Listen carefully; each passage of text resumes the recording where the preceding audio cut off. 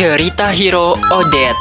Dan ya, mungkin video ini akan jadi video panjang, gua nggak tahu. Semoga aja nggak ya, tapi kalau panjang ya udahlah. Ini buat sekalian video buat kalian tidur mungkin. Gua akan ceritain cerita Odette.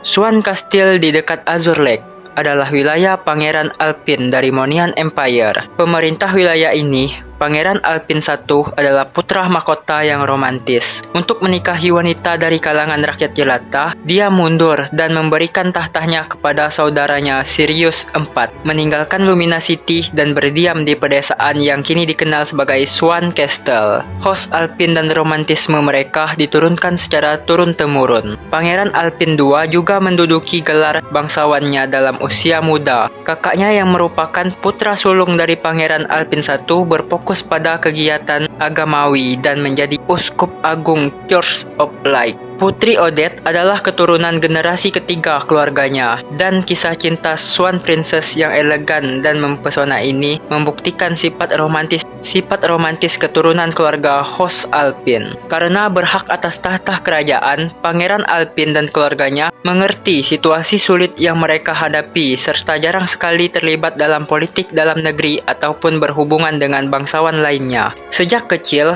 Odette hidup dengan damai dan tenang di dalam Swan Castle, tanpa pernah menginjakkan kaki keluar dari wilayah tersebut. Tetapi, gadis yang pendiam ini ternyata dipenuhi dengan rasa penasaran dan ingin berpetualang ke dunia luar. Ketika menginjak usia remaja, dia memberanikan diri untuk menyamar dan keluar diam-diam untuk mengunjungi pasar tanpa pengetahuan orang tuanya. Putri yang naib ini pernah mencoba untuk membayar sebuah roti dengan sekantong emas dan menawarkan seluruh perhiasan yang dikenakannya kepada seorang pengemis setelah mendengarkan kisahnya yang mengharukan. Tetapi seluruh kenakalan kecil ini cukup untuk membuat Odette merasa gembira. Akan tetapi akhirnya petualangannya mendatangkan bahaya. Putri muda lugu ini akhirnya mengetahui rasa tak berdaya ketika dia diganggu oleh beberapa penjahat di sebuah rumah minum. Untungnya, walaupun dengan mabuk, Lancelot menarik pedangnya dan mengusir semua orang itu. Tetapi Odette tidak tahu apa yang harus dilakukan ketika penyelamatnya terluka dan terjatuh ke tanah. Wajah Odette dipenuhi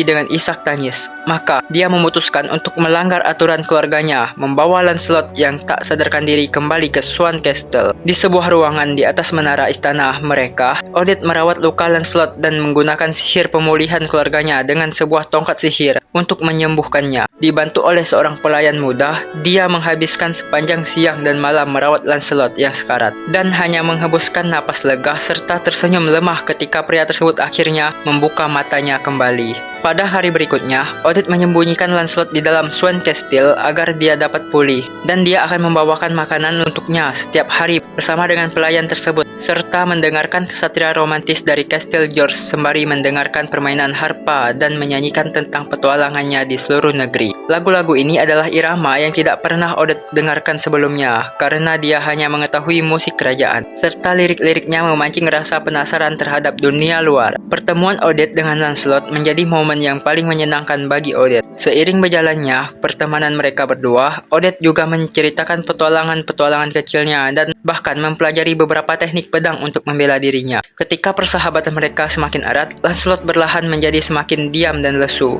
Dia tidak lagi memainkan lagu-lagu lucu yang memuji Lancelot sang pahlawan, tetapi seringkali bernyanyi tentang kisah cinta antara seorang ksatria dan seorang gadis muda, memuji seorang putri yang cantik dan baik hati. Odette yang lugu tidak mengerti alasan dibalik perubahannya, hingga pelayannya tiba-tiba bertanya padanya, "Tuan Putri, kira-kira siapakah gadis yang dimaksud di lagu Lancelot?" Kata-kata pelayan itu membuka mata Odette. Dia akhirnya menyadari bahwa Lancelot sedang merayu dia. Pelayan tersebut juga membantu Odette untuk mengumpulkan keberanian dan menghadapi perasaan Lancelot, tetapi dia belum mengetahui apakah dia juga mencintai Lancelot. Seiring pemulihannya luka Lancelot, Odette mengetahui bahwa hari kepergiannya semakin dekat. Ia merasa sedih, dan suatu hari, sebuah surat yang diantarkan oleh ayahnya semakin mengusik pikirannya. "Dux Berok melamarku di atas nama anaknya. Sungguh calon suami yang menyebalkan."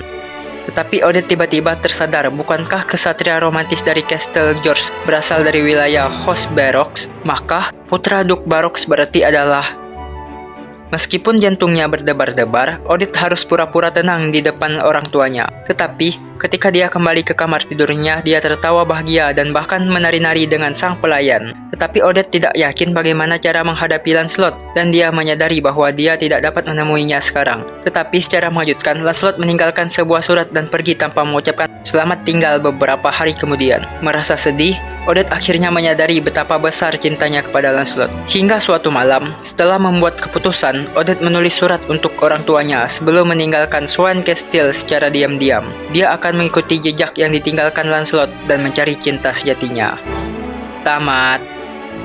Dan ya, jadi ceritanya panjang dan kalian bisa menonton video ini mungkin sebelum tidur. Jadi ya, thank you. Jangan lupa di like, comment, dan subscribe.